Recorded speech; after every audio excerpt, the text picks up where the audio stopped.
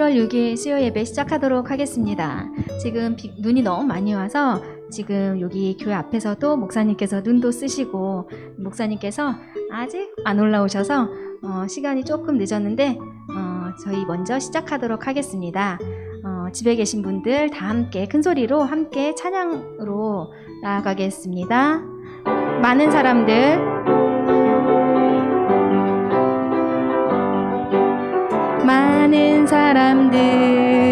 잠든 진리를 모른 채 주님 곁을 떠나갔지만 내가 만난 주님은 참 사랑이었고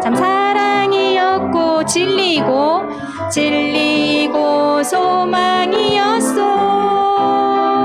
난 예수가 좋다오. 난 예수가 좋다오.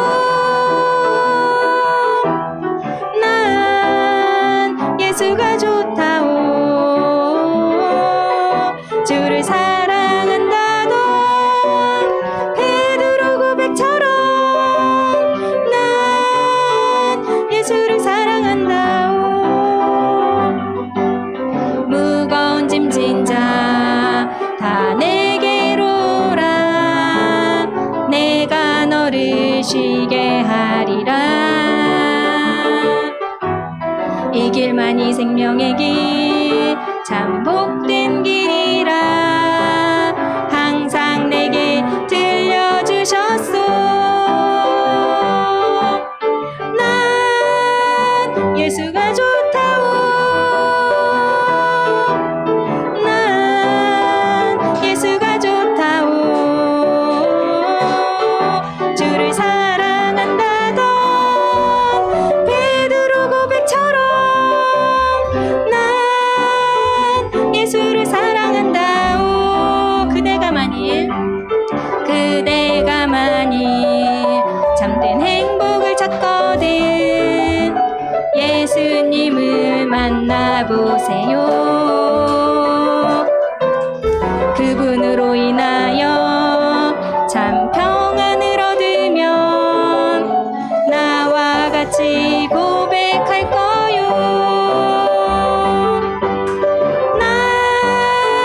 예수가 좋다오. 난 예수가 좋다오. 주를 사랑한다던 베드로 고백처럼 난 예수를 사랑한다오. 갈 길을 밝히 보이시니 주 앞에 빨리 나갑시다. 우리를 찾는 구주 예수 곧 오라 하시네. 죄악 벗은 우리 영혼은 기뻐 뛰며 주를 보겠네. 하늘에 계신 주 예수를 영원히 섬기리. 우리를 오라 하시는 말 기쁘게 듣고 순종하세. 구주를 믿기 지체 말고 속속히 나가세. 죄악 벗은 우리 영혼은 기뻐 뛰며 주를 보겠네. 하늘에 계신 주 예수를 영원히 섬기리. 주 오늘 여기 계시오니 다 와서 주의 말씀 듣세. 듣기도 하며 생각하니 참 진리시로다. 죄악 벗은 우리 영혼은 기뻐 뛰며 주를 보겠네. 하늘에 계신 주 예수를 영원히 섬기리. 하늘의 문을 여서서 임재 함께 하도록 하겠습니다.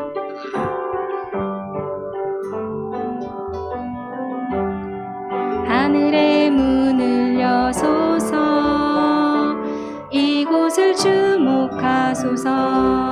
주를 향한 노래가 꺼지지 않으니 하늘을 열고 보소서. 이곳에 임재하소서. 주님을 기다립니다. 기도의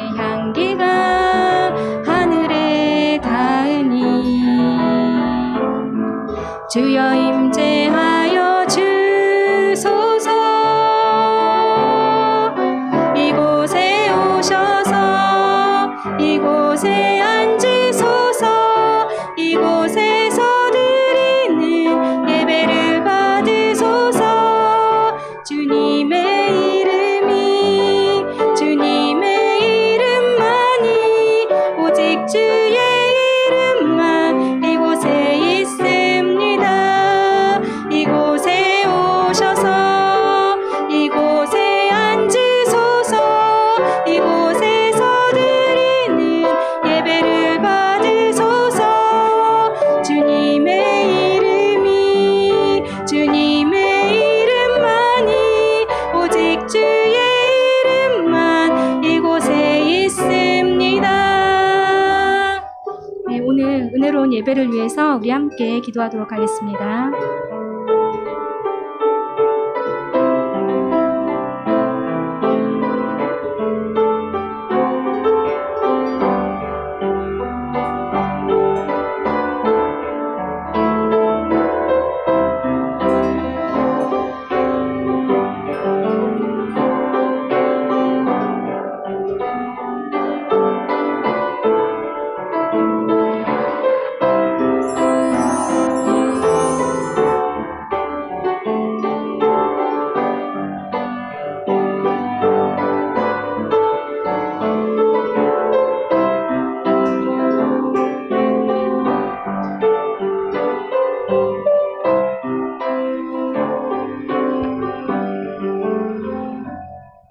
하나님 감사합니다. 오늘도 이 수요 예배를 허락하신 하나님 진심으로 감사합니다. 주시는 말씀 붙잡고 나아가는 우리 모두 될 수 있도록 인도하여 주옵소서. 감사하며 예수님의 이름으로 기도드렸습니다. 어린이 여러분 반갑습니다. 오늘 이곳에서 그리고 집에서 예배하는 여러분들을 환영하고 축복합니다. 오늘은 기드온에 대해서 같이 나누고자 합니다.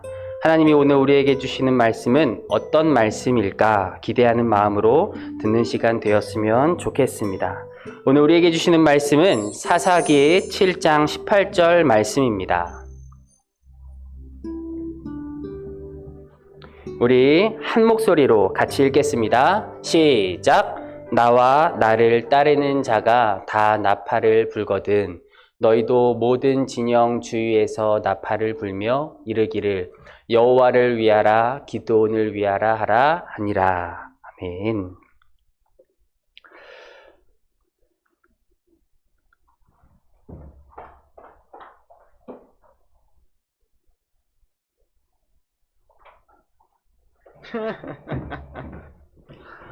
이스라엘 백성들이 하나님을 잊고 다시 죄를 짓자 하나님께서 7년 동안이나 미디안 족속에게 고통받게 하셨습니다. 또한 곡식의 씨앗을 뿌릴 때가 되면 미디안 사람들이 기습해와 이스라엘 백성들의 재산을 빼앗아 갔습니다. 그런 시대에 요아스의 아들 겁쟁이 기드온은 미디안 사람에게 들킬까봐 포도주 틀에서 밀을 타작하고 있었습니다. 그때 상수리 나무 아래 앉아있던 천사가 기드온에게 나타나 이렇게 말했습니다. 큰 용사여, 하나님께서 너와 함께 계시도다. 네가 이스라엘을 미디안의 손에서 구하거라. 기드온은 깜짝 놀라서 이렇게 말했어요. 제가 무엇으로 이스라엘을 구원하나요? 보세요. 저의 가문은 약하고 나는 집안 사람들 중 가장 작은 사람이에요. 그러나 천사는 이렇게 말하였지요. 내가 반드시 너와 함께 할 것이다. 기드온은 천사의 말이 믿겨지지 않았어요. 그래서 하나님의 뜻임을 알 수 있는 표징을 보고자 하였지요.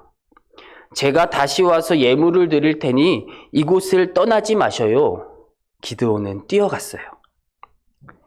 기드온이 무교전병과 고기를 소쿠리에 담고 국을 양푼에 담아서 상수리 나무 아래에 있는 천사에게로 갔답니다.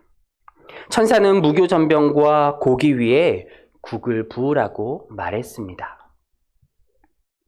기드온이 국을 그 위에 부으니 천사는 지팡이 끝을 댔어요. 그러자 불이 바위에서 나와 고기와 무교전병을 태워버렸죠. 놀란 기드온이 주위를 둘러보니 천사는 이미 사라지고 없었습니다. 기드온은 하나님이 보내신 천사를 보고 너무너무 두려웠습니다. 그때에 하나님의 음성이 기드온에게 들렸어요. 기드온아, 안심하고 두려워하지 말거라. 너는 죽지 아니한다. 기드온은 하나님을 위해 거기서 단을 쌓고 그곳의 이름을 여호와 살롬이라 불렀습니다. 그날 밤 하나님께서는 기드온에게 나타나셔서 기드온의 아버지가 섬기는 바알 제단을 무너뜨릴 것을 명령하셨어요. 그러나 기드온은 아버지와 가족들과 주변 사람이 무서워서 캄캄한 밤이 돼서야 우상이 있는 산으로 갔어요. 바알 제단에 도착한 기드온은 주변을 두리번거리면서 그리고는 있는 힘껏 제단을 내리쳐 무너뜨리고 하나님께 번제로 드렸어요. 두려웠지만 행동에 옮긴 기드온의 이 모습은 이제는 하나님의 명령을 따르겠다는 약속의 행동이었답니다.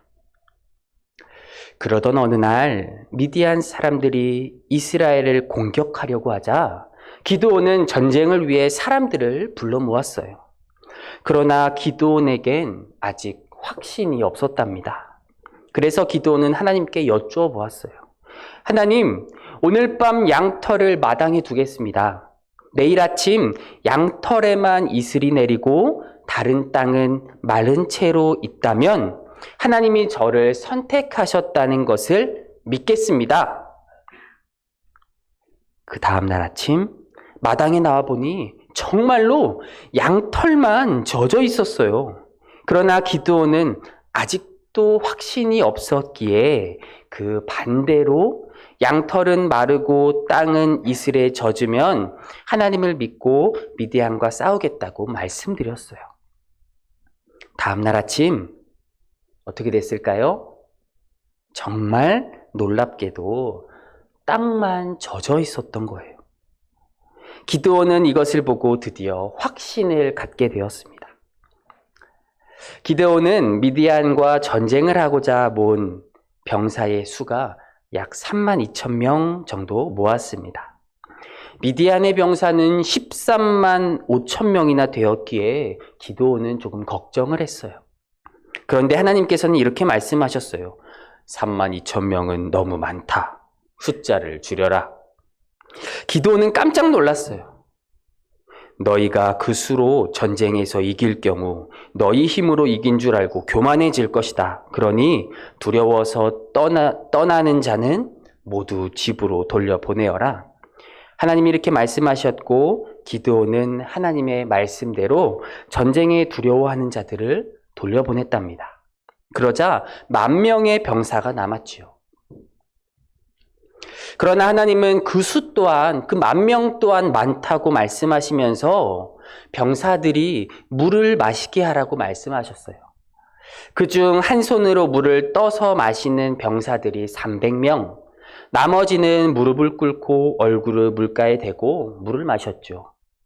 하나님은 나머지 역시 모두 집으로 돌려보내라고 말씀하셨습니다. 드디어 기드온과 300명의 용사들은 전쟁을 준비하였고 한밤중에 미디안 진영에 기습하여서 횃불을 감춘 항아리를 깨뜨리고 나팔을 불며 소리치며 전진했어요. 여호와를 위하여, 기드온을 위하여 이렇게 소리치며 말이죠. 큰 소리에 놀란 미디안 군인들은 많은 군대가 쳐들어온 줄 알고 당황하며 자기 편을 적인 줄 알고 죽이면서 허둥지둥 됐답니다. 세상에 하나님의 명령에 순종하였더니 300명의 용사로 13만 5천 명의 군사를 물리치게 된 것이죠. 이렇게 전쟁에서 승리한 이스라엘은 미디안을 완전히 몰아내고 평화를 되찾았답니다. 오늘 우리에게 주셨던 하나님의 말씀을 우리 다시 한번 읽어볼까요? 시작! 나와 나를 따르는 자가 다 나팔을 불거든 너희도 모든 진영 주위에서 나팔을 불며 이르기를 여호와를 위하라 기드온을 위하라 하라 하니라. 겁쟁이였던 기드온은 하나님의 선택을 받아 지도자가 되었고 하나님은 기드온을 통하여 이스라엘을 지켜주셨습니다. 이스라엘의 군대는 300명밖에 안 됐지만 미디안 군대는 13만 5천 명이나 되었고 무려 450대 1이었지만 하나님께서 함께 해주셨기에 멋지게 물리치고 큰 승리를 거둘 수 있었습니다. 그렇기 때문에 기드온의 승리는 하나님이 주신 축복의 승리라는 것이죠. 여러분의 모습은 어떤 모습인가요? 하나님도 잘 모르겠고 예수님도 아직 잘 모르겠고 제 믿음은 연약해요. 이렇게 생각이 드나요? 아직은 연약한 모습으로 보일 수 있지만 계속해서 하나님을 알아가려고 노력한다면 하나님이 찾으시는 믿음의 용사가 될 수 있어요. 그러면 여러분들도 기드온처럼 위대한 승리의 주인공이 될 수 있답니다. 여러분 모두가 기드온처럼 하나님 말씀에 순종하는 하나님의 사람들이 되길 주님의 이름으로 축복합니다. 우리 문제 한번 같이 풀어볼까요? 기드온이 천사에게 가져온 것은 무엇인가요? 1번 어린 양과 염소, 2번 보리떡과 물고기, 3번 고기와 무교전병, 4번 곡식과 과일. 정답은 3번이죠. 자, 두 번째 문제. 다음 중 기드온의 모습이 아닌 것은 무엇인가요? 1번 포도주 틀에서 밀을 타작하였어요. 2번 물을 마시지 않는 자를 병사로 선택했어요. 3번 아버지가 믿는 바알제단을 무너뜨렸어요. 4번 하나님께 양털을 통해 표징을 구했어요. 정답은 2번이죠. 자, 마지막 문제. 미디안 군대와 맞서 큰 승리를 이룬 기드온의 용사들은 총 몇 명이었나요? 1번 13만 5천 명, 2번 10,000명, 3번 3만 2천 명, 4번 300명. 정답은 4번이었습니다. 자, 전사님이 기도하고 마치도록 하겠습니다. 하나님, 기드온처럼 하나님의 말씀을 잘 듣고 행동하는 내가 될 수 있게 해주세요. 아직은 연약할지라도 계속해서 하나님을 믿는 믿음 가지고 살아가게 해주시고 더욱더 큰 믿음을 가지며 하나님께 크게 쓰임받는 사람이 될 수 있게 해주세요. 살아계신 하나님을, 예수님을 경험할 수 있게 도와주세요. 예수님의 이름으로 기도합니다. 아멘.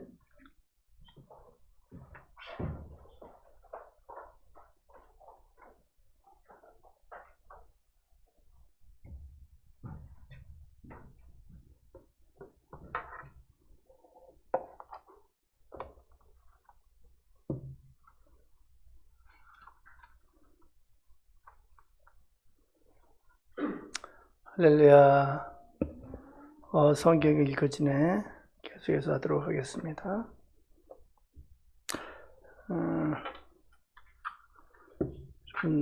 지난주에 어디 읽으셨어요?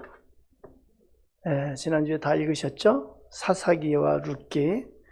은혜가 많이 됐습니까? 예. 사사기를 통해서 봐야 될 것이 무엇일까? 먼저 사사기 연대를 한번 보도록 하겠습니다. 이스라엘 백성들이 가나안 땅에 들어가서 가나안을 분배한 것이 BC 1400년경입니다. 그리고 여호수아가 죽은 것이 BC 1390년이에요. 그리고 그 후에 장로들이 다 죽습니다. 그래서 사사시대의 시작을 대략 BC 1380년으로 봅니다.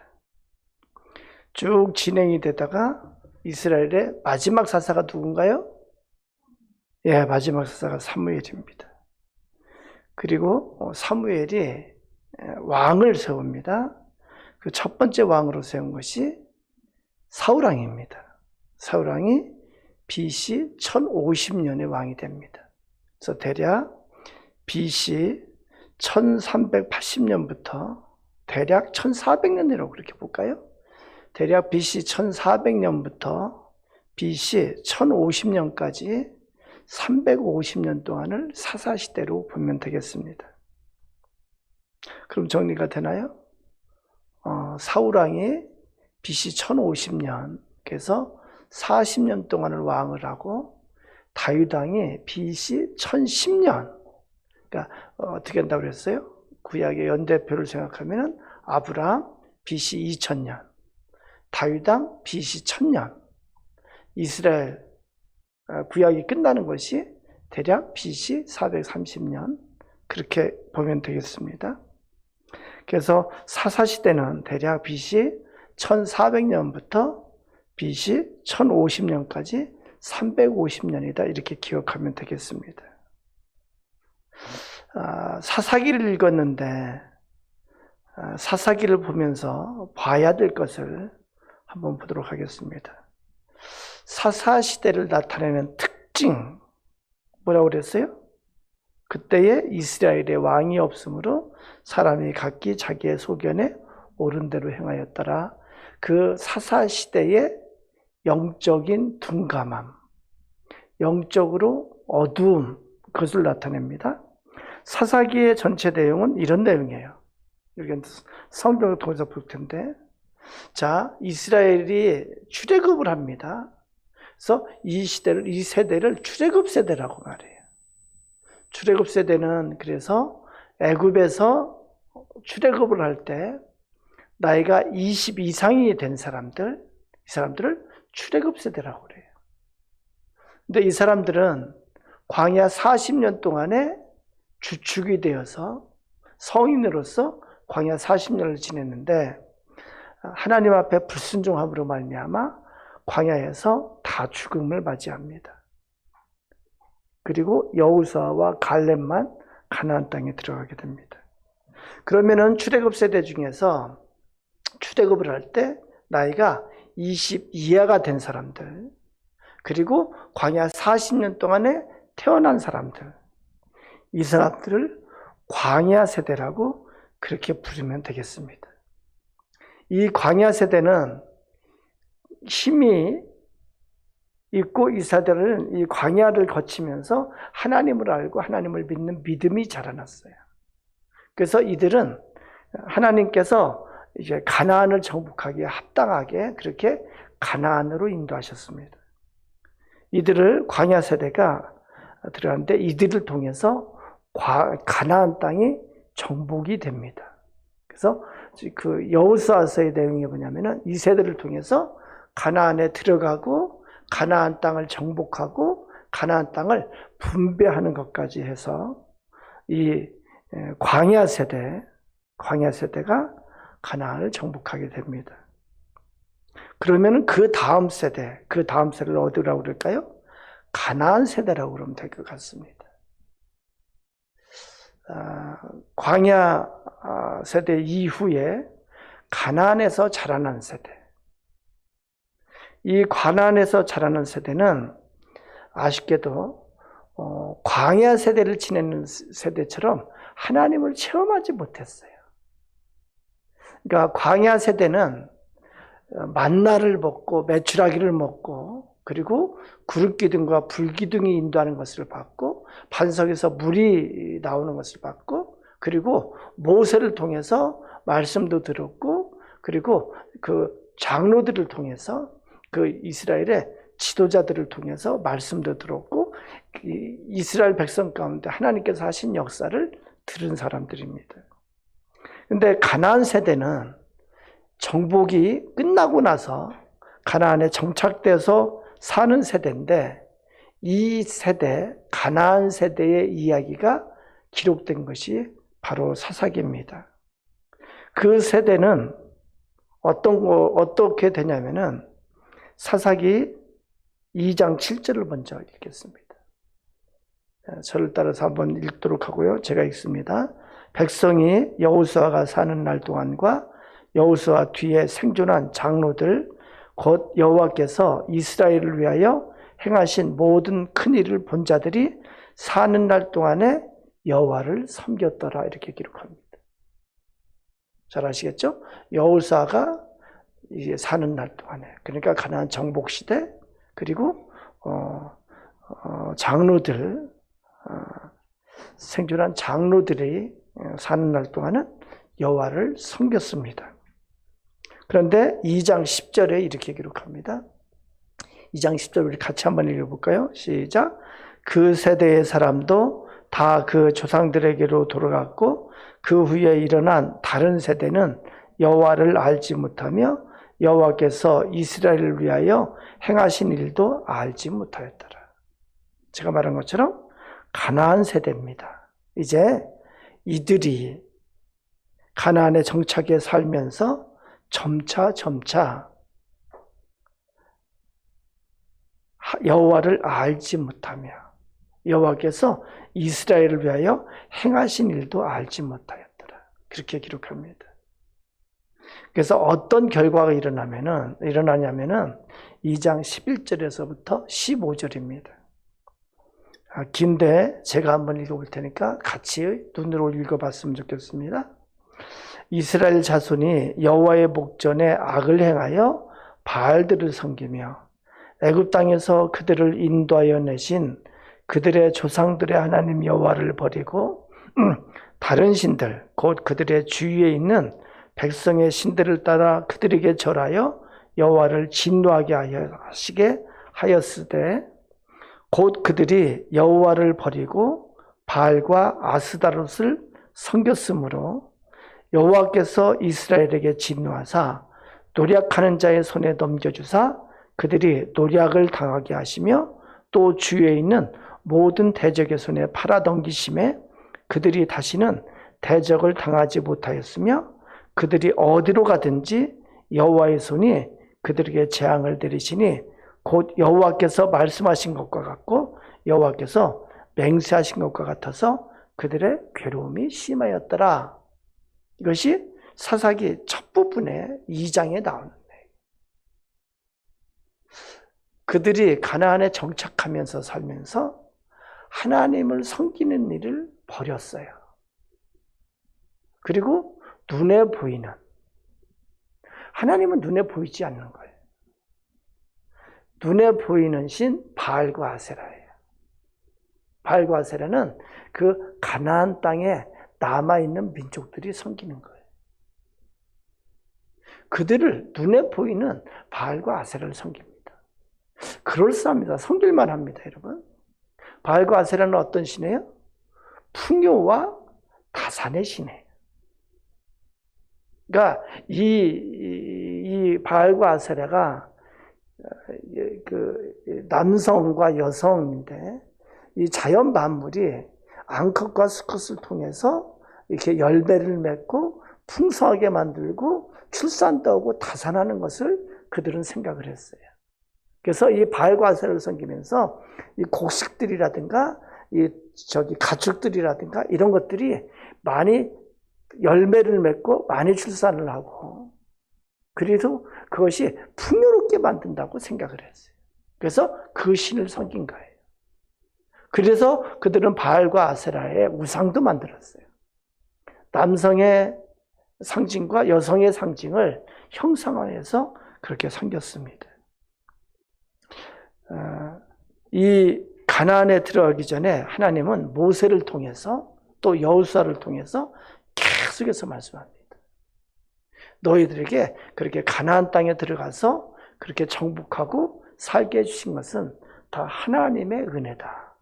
그러니까 하나님을 결코 잊지 마라. 너희가 거기 들어가서 그 가나안의 신들을 따라 섬기며 하나님을 망각하면은 너희는 멸망할 것이다. 하나님께서 약속하시고 맹세하셨습니다. 그런데 그들은 눈에 보이지 않는 하나님을 믿기가 너무나도 어려웠어요. 체험하지 못한 하나님을 믿는다는 것이 너무나도 어려웠어요. 그래서 이 사사기를 통해서 첫 번째 봐야 되는 것이 뭐냐면은 눈에 보이지 않는 하나님을 믿는 것이 참 어렵다 이걸 봐야 돼요. 이것은 지금 시대에도 똑같이 통용됩니다. 지금 시대가 어떻게 보면은 가나안의 시대와 똑같습니다. 이 세상 신이 바알과 아세라 신과 똑같아요. 이 세상에 추구하는 것이 뭐예요? 풍요와 안정된, 풍요와 평안함과 이게 다산, 그러니까 많은 열매를 추구하는 거 이 세상입니다. 그런데 하나님께서 뭐라고 말씀하냐면 십계명에 보면은 제1계명에 너는 나 외에는 다른 신들을 너에게 두지 말라 이렇게 말합니다. 제2계명은 너를 위하여 새긴 우상을 만들지 말고 또 위로 하늘에 있는 것이나 땅에 있는 것이나 땅 아래 물속에 있는 것에 어떤 형상도 만들지 말며 그것들에게 절하지 말며 그것들을 섬기지 말라 그렇게 말합니다. 무슨 말씀이냐면은 하나님은 눈에 보이지 않습니다. 그런데 사람은 끊임없이 어떤 속성을 갖고 있느냐면은 눈에 보이는 것만을 믿으려고 그래요. 그래서 눈에 보이는 우상을 만들고 신을 만듭니다. 하나님께서 말씀하시는 것은 이거예요. 하나님은 창조주세요. 이거 할 때 처음에도 말씀드렸지만 우리가 믿는 하나님은 창조주세요. 창조주 하나님은 피조물의 어떤 형상으로 형상화될 수가 없습니다. 창조주는 피조 세계에 속하는 어떤 걸로도 대체할 수가 없는 거예요, 여러분. 그래서 하나님은 형상화하지 말라고 그래요. 왜 그럴까요? 하나님을 형상화하는 순간, 하나님을 우리 눈에 볼 수 있는 그곳으로 형상화하는 순간 창조주 하나님의 속성이 깨지는 거예요. 그렇죠. 피조물에 속하는 존재로 돼버리고 마는 거예요, 여러분. 그러니까 하나님은 계속해서 우상을 섬기지 말라고 하고 하나님을 형상화하지 말라고 그렇게 말씀합니다. 그러나 인간의 속성은 끊임없이 형상화하려고 합니다. 인간은 눈에 보이는 것만 보려고 하는 속성이 있고 눈에 보이는 것만 믿으려 하는 속성이 있기 때문에 그렇습니다. 우리 중학교 때 그 배운 영어 그 속담 중에 뭐가 있어요? Out of sight, out of mind 이런 게 있습니다. 그렇죠? 그러니까 눈에 보이지 않으면은 마음에서 멀어지고 마음에서 망각이 된다는 얘기예요. 똑같습니다. 여기 가나안에 들어간 가나안 세대는 하나님이 눈에 보이지 않기 때문에 하나님을 망각하게 됩니다. 그리고 눈에 보이는 우상을 섬기는 거예요. 그래서 성경에 보면 하나님께서 어떤 말씀을 하냐면은 무엇이 있을 때마다 기념하라고 말씀하세요. 기념하라고 말씀하세요. 그러니까 우리는 망각을 잘하기 때문에 기념하라고 말해요. 그리고 하나님께서 뭐라고 말씀하냐면은 하나님께서 하신 것을 기념하고 그리고 제사를 매일 드리도록 합니다. 제사가 이게 끝나면은 그것이 이렇게 게을러지면은 하나님을 망각하기 때문에 그래요. 우리가 이 시대의 신앙생활하는 것도 마찬가지예요. 우리가 하나님을 아무리 뜨겁게 그렇게 체험을 했다고 그러더라도 예배를 점점 빠지고 기도 생활을 점점 줄이고 말씀을 점점 안 읽고 하면 어떻게 될까요? 그 체험 아무리 생생하게 큰 체험을 했더라도 그것이 점점 미약해지고 그것이 점점 약해지는 거예요. 그래서 우리는 하나님께서 뭐라고 말씀은 하나님 앞에 안식일을 지키라고 말하는 거예요. 하나님 앞에 나오기를 이렇게 부지런히 하라고 그렇게 말씀하는 거예요. 왜요? 그렇게 해야 하나님과의 교통하신 가운데 살 수 있기 때문에 그렇습니다. 가나안의 신 바알과 아세라는 눈에 보입니다. 풍요와 다산, 번영의 신입니다. 구체적이에요. 아까 말씀드린 것처럼 우상화되어 있어요. 그리고 남컷, 수컷, 암컷으로 되어 있기 때문에 음란함이 그것의 바탕에 되어 있습니다. 그것이 인간이 보기에는 참으로 그럴싸하게 보이는 우상이 되는 거예요. 여기 가나안의 다음 세대가 여기 보면은 2장 10절에 보면은 그 후에 일어난 다른 세대는 이렇게 말합니다. 그 다음 세대는 그 전의 세대와는 다른 세대가 되어버리는 거예요. 여호와를 알지 못하며 여호와께서 이스라엘을 위하여 행하신 일도 알지 못하였더라 이렇게 기록합니다.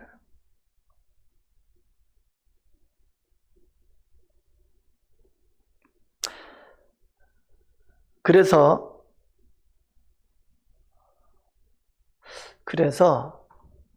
우리가 성경에서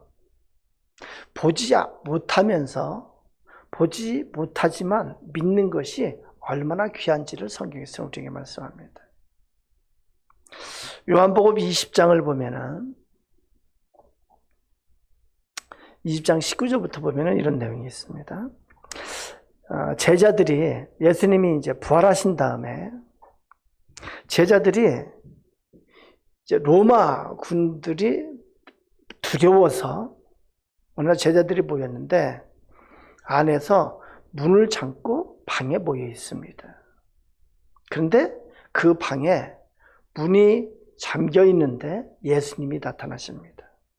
예수님이 나타나셔서 너에게 평강이 있을지어다 이렇게 말씀합니다. 그리고 못자국이 있는 손과 옆구리를 보여주셨습니다. 제자들이 그것을 보고 아주 기뻐합니다. 그런데 그 자리에 도마가 없었어요. 그리고 나서 제자들이 예수님은 이제 사라지셨고 도마가 제자들과 같이 있는데 다른 제자들이 그 얘기를 했어요. 우리가 예수님을 만났는데 우리가 그 문이 잠긴 방에 있는데 예수님이 오셔서 우리에게 직접 못자국을 보여주고 우리에게 옆구리를 보여주셨다. 창자국을 보여주셨다. 그러니까 도마가 뭐라고 말하냐면은 나는 내가 직접 못자국과 그 옆구리에 창자국에 내 손을 넣어보지 않고는 믿지 못하겠다. 그렇게 말합니다. 그리고 나서 한 8해가 지나서 다시 보였습니다. 한 8일 정도가 아니라 다시 보였습니다. 그런데 거기에 예수님이 또 나타나셨어요. 그리고 도마에게 이렇게 말씀합니다. 네 손가락을 열기 내밀어서 내 손을 보고 내 옆구리에 넣어보라. 그리하여 믿음 없는 자가 되지 말고 믿는 자가 되라 그렇게 말합니다. 그리고 예수님께서 20장 29절에 너는 나를 본 거로 믿느냐? 보지 못하고 믿는 자들은 복되도다 이렇게 말씀합니다.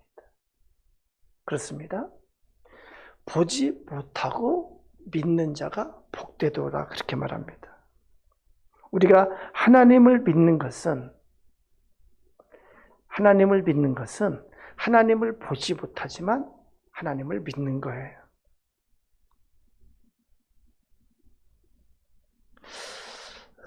성경 히브리서 11장 1절에 이렇게 기록합니다. 믿음은 바라는 것들의 실상이요 보이지 않는 것들의 증거니 그렇게 말합니다. 믿음은 보이지 않는 하나님을 보는 증거예요. 보이지 않는 하나님을 믿는다는 것이 참된 믿음의 증거가 됩니다. 우리는 하나님에 대해서 볼 수 없고 하나님에 대해서 알 수가 없습니다. 그러나 우리는 하나님을 볼 수 있고 하나님을 알 수가 있어요. 어떻게 알 수 있어요? 성경 말씀을 통해서 알 수가 있습니다. 성경을 말씀을 통해서 우리는 하나님을 만나고 하나님을 체험하고 하나님께서 어떻게 해오셨는지를 우리는 체험하게 됩니다. 그래서 첫 번째로 봐야 되는 것이 뭐냐면은 여기 사사기를 통해서 봐야 되는 첫 번째는 이렇게, 그래서 사사기는 이스라엘 백성의 실패의 기록이에요. 실패의 기록. 그래서 이스라엘 백성들이 하나님을 보지 못하고 우상을 섬겼기 때문에, 그러니까 두 번째입니다. 하나님께서 그들에게 어떻게 하시냐면은, 아까 우리가 2장 11절에서부터 15절을 읽었는데, 하나님께서 그렇게 하십니다.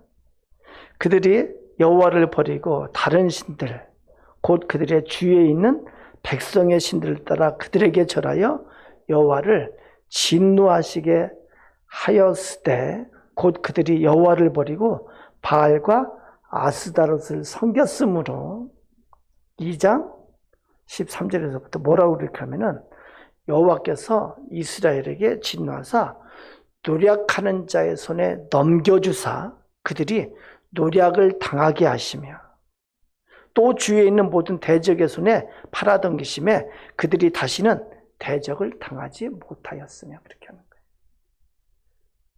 그래서 아까 기드온에 대해서도 전도사님이 해주셨지만, 그들이 어떤 일을 겪냐면은, 사사기의 기록은, 여호수아서의 기록이 뭐냐면은 하나님께서 같이 하심으로 그들이 가나안 땅을 정복하는 기록이 거기에 나와 있어요.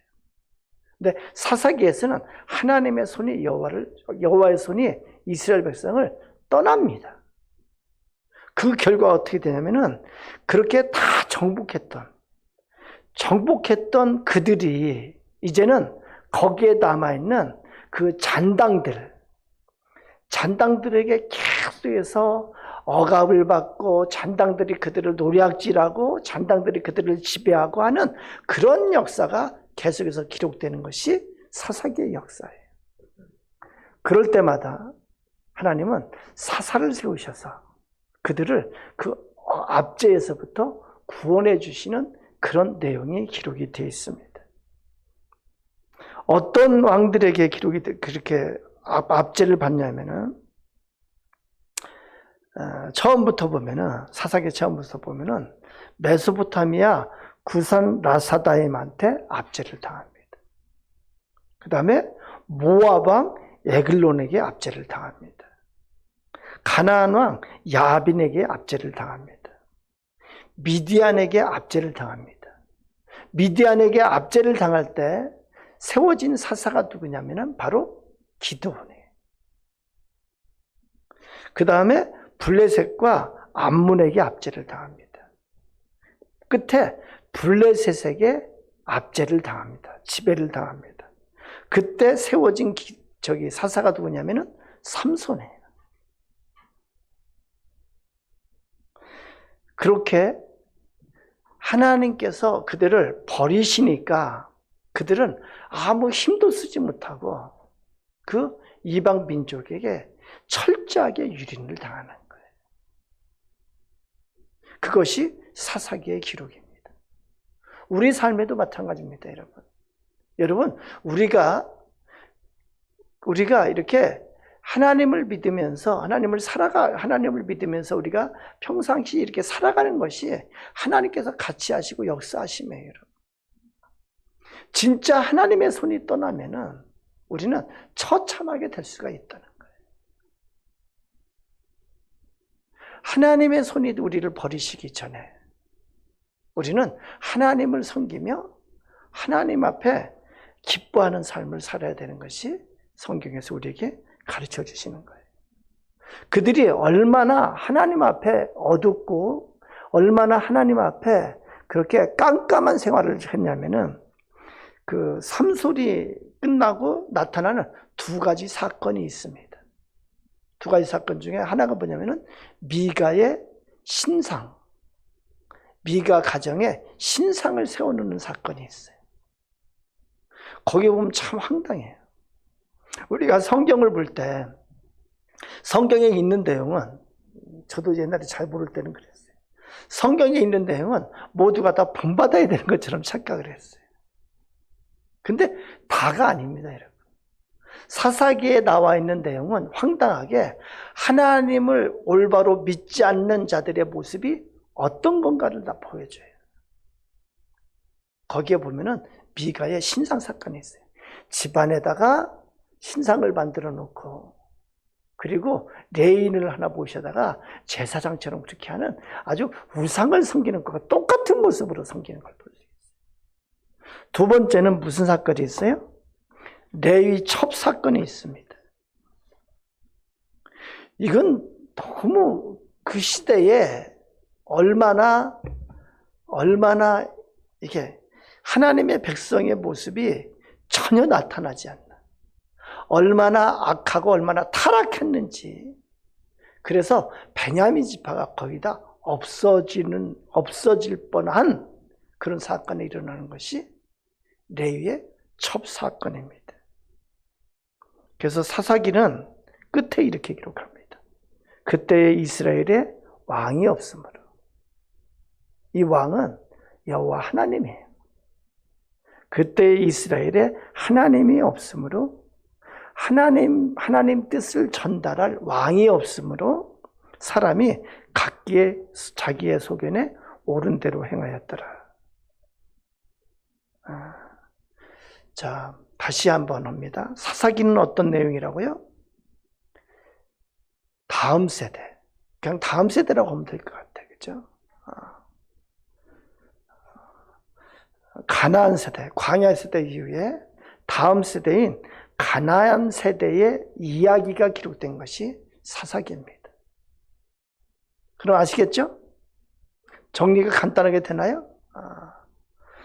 광야 세대 이후 가나안 세대의 이야기가 바로 사사 시대의 이야기입니다. 그 다음에 룻기로 들어갑니다.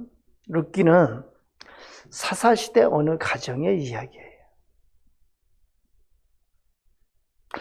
어느 사사 시대냐면은 추정을 하면은 기드온이 사사로 있던 시대에 어느 가정에 있었던 이야기입니다. 유대 땅 베들레헴에 부부가 살았습니다. 엘리멜렉하고 나옴이라는 부부가 있었어요. 그리고 두 아들 말론과 기럝이라고 하는 두 아들이 있었습니다. 그런데 유대 땅에 큰 흉년이 들었습니다. 그래서 먹고 사는 것이 어려우니까 이들이 어디로 가냐면 모압 지방으로 갑니다. 그래서 모압 지방에 거류하게 되는데 거기에 가서 더 좋아져야 되는데 이 가정에 엘리멜렉이 죽습니다. 아버지가 죽습니다. 나옴이 혼자 두 아들을 결혼시킵니다. 근데 어쩔 수 없이 모압 땅에 모압 여자하고 결혼을 시켜요. 그 며느리가, 큰 며느리가 오르바고 작은 며느리가 룻입니다. 그런데 이 두 아들 말론하고 기럝도 죽습니다. 그러니까 유다 땅을, 가나안 땅을 떠나서 모압까지 갔는데 그 가정에 큰 재앙이 찾아왔어요. 그래서 그 가정에 여자 셋만 남습니다. 여러분 잘 읽은 것을 제가 요약해 드리는 거예요. 시어머니와 두 며느리가 남았습니다.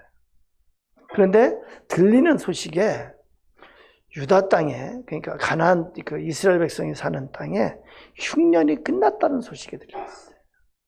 그래서 나오미가 베들레헴으로 돌아오게 됩니다. 그런데 오르바는 나오미가 너 갈 길로 가라고 그래서 나오미는 오르바는 큰 며느리는 자기 갈 길로 갑니다. 그런데 둘째 며느리 룻이 끝까지 한사코 따라와요. 베들레헴에 돌아왔는데 이 룻이, 둘째 며느리가 남자를 만나게 돼요.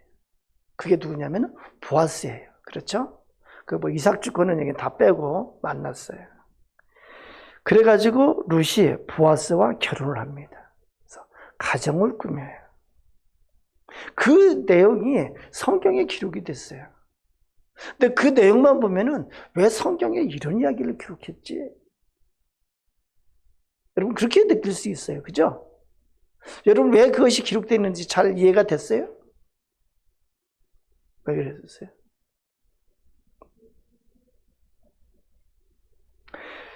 왜 성경에 기록됐는지 룻기가 끝에 기록이 됐습니다. 룻기 4장 21절 22절을 보면 이렇게 기록합니다. 살몬은 보아스를 낳았고 보아스는 오벳을 낳았고 오벳은 이새를 낳았고 이새는 다윗을 낳았더라. 이렇게 기록이 됩니다. 거기 나오는 이 룻기에 나오는 보아스가 오벳을 낳았고 오벳은 이새를 낳았고 이새는 다윗을 낳으니라. 그래서 여기 나오는 보아스가 다윗에게 어떻게 되는 거예요? 증조 할아버지가 되는 거예요. 그럼 룻은 어떻게 되나요? 증조 할머니가 돼요. 그러니까 그러니까 할아버지의 어머니, 그러니까 증조 할머니예요. 그렇죠? 왜 그래서 룻기를 기록하고 끝에 이것을 기록했을까? 그 사사시대에 영적으로 엉망인 시대에 하나님을 잘 몰랐던 그 세대, 그렇지만 그 세대 가운데도 그 시대 가운데도 하나님의 구원의 역사는 지속되고 있다는 거예요. 왜냐하면 보아스가 오벳을 낳고 오벳은 이새를 낳고 이새는 다윗을 낳고 그리고 그것이 계속해서 어디까지 가요? 신약 마태복음에 보면은 그 혈통을 통해서 예수 그리스도가 탄생하게 됩니다. 그러니까 예수 그리스도의 탄생까지 이루어지는 하나님의 섭리의 흐름이 이어져 가는 것을 룻기는 보여주고 있는 거예요. 그래서 룻기를 통해서 우리에게 가르쳐 주시는 것은 어느 시대, 어느 상황을 통해서든지 하나님의 구원의 섭리는 지속되고 있다예요. 역사적으로 아무리 깜깜한 시대일지라도 그 깜깜한 시대 가운데 하나님의 구원의 역사는 계속해서 진행이 되고 있다는 거예요.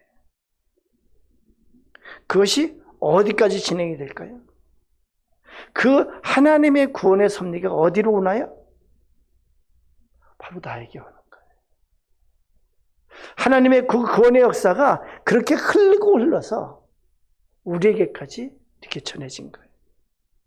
그 구원의 섭리에 의해서 여러분이 하나님 앞에 택함을 받았고 여러분이 그 은혜로 하나님 앞에 구원을 받은 자가 되고 하나님의 자녀가 되고 그리고 그 섭리는 이 세상에 끝까지 진행이 돼가는 거예요. 바로 나를 구원하시려는 하나님의 섭리가 지금도 흐르고 있는 것을 우리는 봐야 돼요. 그래서 룻기를 통해서 사사시대 어느 가정의 이야기를 통해서 하나님의 구원의 섭리가 지속되고 있다. 이렇게 말할 수 있습니다. 자, 그러면은 우리가 한번 정리를 한번 해볼까요? 이제 좀 있으면 창세기부터 할 텐데 사사시대 한마디로 어떤 거예요? 다음 세대라고 그렇게 하면 될 거예요. 다음 세대에 살아가는 이야기예요. 그렇게 하면 정리가 될까요? 사사시대? 다음 세대는 이전과는 다른 세대예요. 그럼 좀 더 붙이면 어떻게 할까요? 다음 세대는 이전과 다른 시대인데 그 세대의 이야기가 사사기에 기록이 되어 있습니다. 그것은 대략 350년이 되는 거예요. 룻기는 어떻게 설명할까요? 룻기 사사시대에 어느 가정에 일어난 이야기. 그 의미는 뭐라고요? 그 가정의 기록을 통해서 하나님의 구원의 섭리가 흐르고 있는 것을 보여준다. 그러니까 내용을 따지면은 사사시대에 어느 가정 이야기 이렇게 하면 될 것 같습니다. 자, 우리 다 같이 복습을 한번 할까요? 여러분, 자, 여기 이제 창세기부터 하면서 거기에다가 사사기 룻기를 집어 넣는 거예요. 그렇죠? 자, 창세기 우리 간단하게 합니다. 창세기, 그러니까 지금 우리 역사서만 쭉 해나가는 거예요. 창세기 내용이 창조기사 그리고 족장 이야기. 그대로 그렇게 하면 되겠다. 거기다 덧붙이면 창조 이야기, 인간의 타락과 심판, 그리고 족장 이야기. 그것은 하나님 나라를 세우시기 시작하는 거예요. 자, 간단하게 자꾸 덧붙이게 되는데 간단하게 한번 봅니다. 시작. 창세기, 창조 이야기, 그 다음에 족장 이야기. 간단하게 그렇게 하면 될 것 같아요. 되겠죠? 그 다음에 창세기와 출애굽기는 몇 년 간격? 400년, 430년 다 좋습니다. 그리고 나서 나오는 것이 뭐예요? 출애굽기는 내용이 뭐예요? 간단하죠, 뭐. 출애굽, 이집트. 이집트에서 탈출한다고 그래야 되나 뭐라고 하나. 그냥 이집트에서 나오는 이야기 그럴까요? 이집트 이야기. 출애굽기의 끝은 뭐라고요? 시내산 밑에서 성막을 짓고 봉헌하는 것이 끝입니다. 그럼 여러분 그 내용은 대략 이렇게 머릿속에 다 들어오죠. 뭐 중간에 홍해를 건너고 뭐 하는 거 다 들어왔죠. 10가지 재앙도 들어오고 다 있습니다. 출애굽기 다음에 성경이 뭐예요? 레위기 하고 갑시다. 레위기 내용은 뭐예요? 뭐 여러 가지. 한마디 성경 구절로 하지 마. 내가 거룩하니 너희도 거룩하라. 내가 거룩하니 너희도 거룩하라. 그래서 하나님께서 주신 명령, 하나님을 섬기는 법을 가르쳐 주신 거예요. 그렇죠? 하나님을 섬기는 법. 그래서 레위기는 시간의 흐름이 없습니다. 그 다음에 나오는 것이 뭐예요? 성경에? 민수기의 시작은 어떻게 돼요? 연결이 되는데 아까 창세기 끝을 안 했구나. 좋아요. 그러니까 민수기의 시작은 출애굽기와 연결돼서 시내산 밑에서 출발하는데 인구조사를 하고 출발을 하게 됩니다. 그것이 시작이고 민수기의 끝은 어디예요? 모압 평화, 모압 평지. 모압 평지가 민수기의 끝입니다. 그 다음에 나오는 성경이 뭐예요? 신명기는 뭐라고요? 모세가 모압 평지에서 한 설교 3편. 그렇게 하면 되겠죠? 모압 평지에서 한. 그래서 신명기의 끝은 뭘로 끝나요? 모세의 죽음으로 끝나죠? 느부갓네살 올라서 죽는 걸로 끝납니다. 그러면은 모세오경이 다 됐어요. 모세오경. 그러니까 이렇게 하면은 머릿속에 대략 그려집니다. 그죠? 잘 그려졌나요? 여호수아서는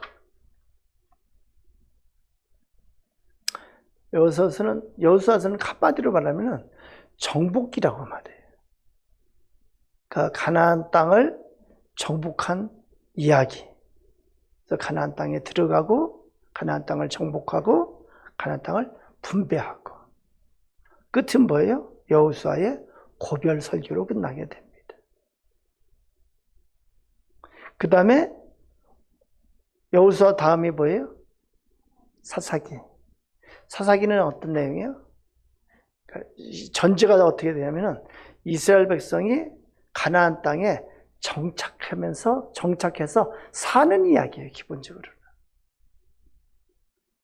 이스라엘 백성이 정착해서 사는 35년 동안의 이야기인데, 그 이야기는 참 안타깝게도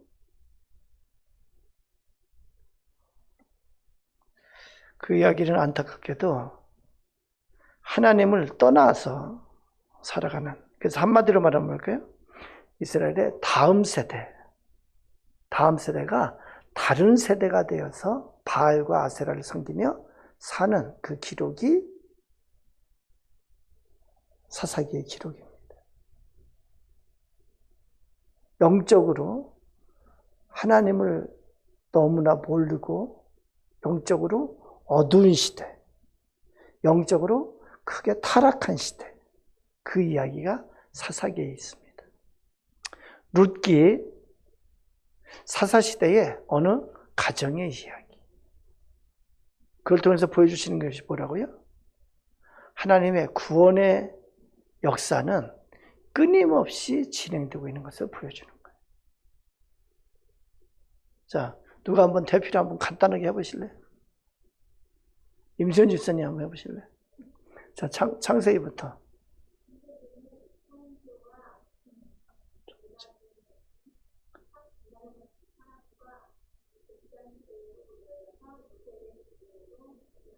오, 잘했어요.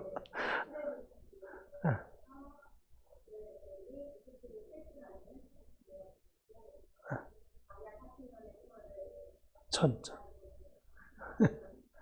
시내산. 봉헌하면서 끝이 나고, 그 다음에 레위기. 모세가 시내산에서 받은 하나님의 명령. 그렇게. 명령. 그 다음에 민수기. 그렇죠. 시내에서 드러면서 광야 40년 이야기.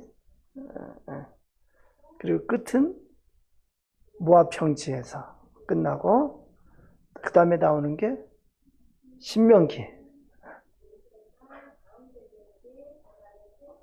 설교. 예.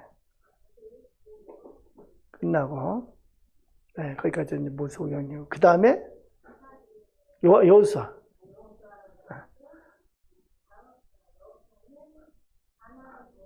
예, 그렇지. 예. 그 다음에 사사기.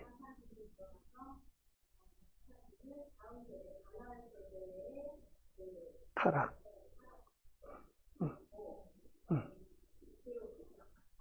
그 다음에 룻기. 사사시대에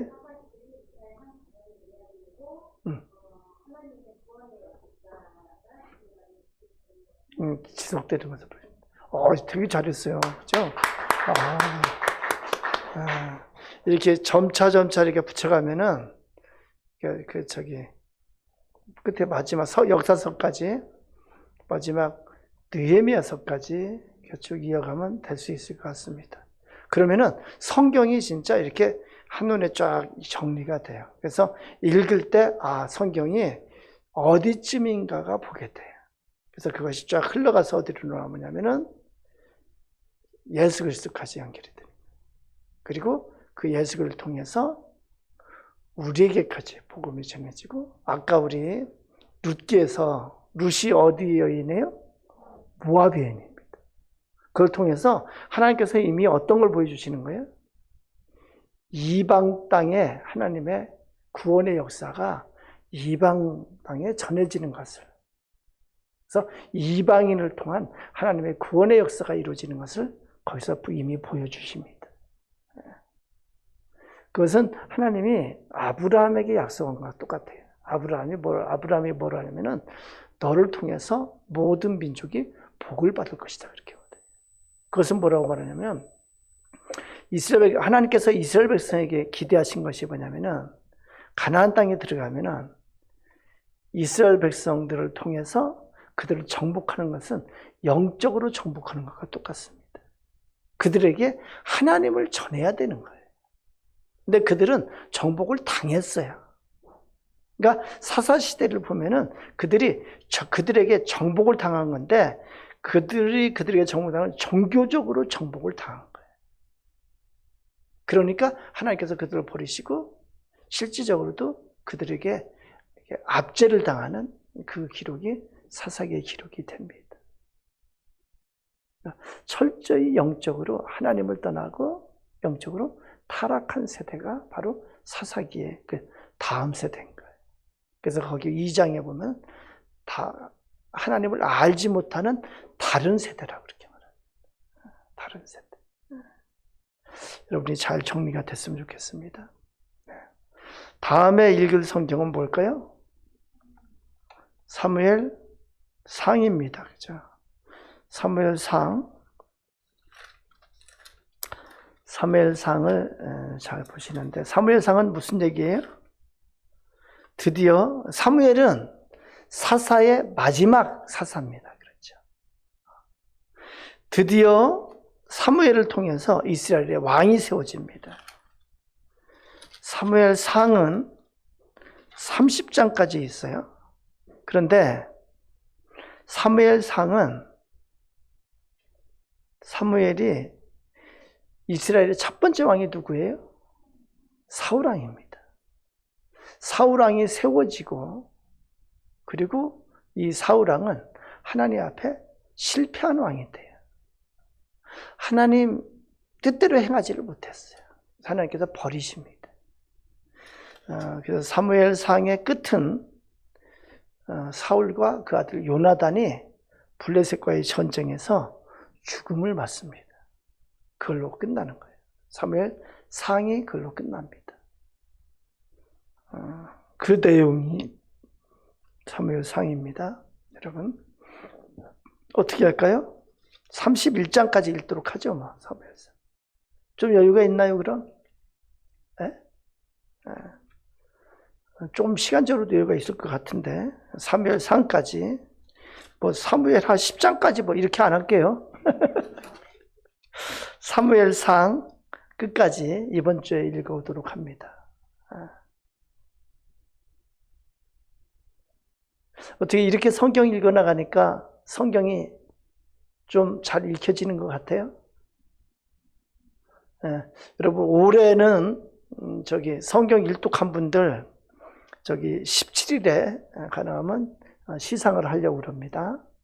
여러분은 내년에는 우리 하나 가족이 반 이상이 좀 상을 받았으면 좋겠어요. 성경 일독상. 여기 지금 읽어가는 것처럼 읽으면은 쉽게 읽을 것 같지 않을까요? 지금 우리 이제 얼마 안 됐는데 성경을 보면 이렇게 앞부분 이렇게 많이 읽었어요. 그죠? 이렇게 같이 읽어나가면 쉽게 읽어나갈 수 있습니다. 여러분.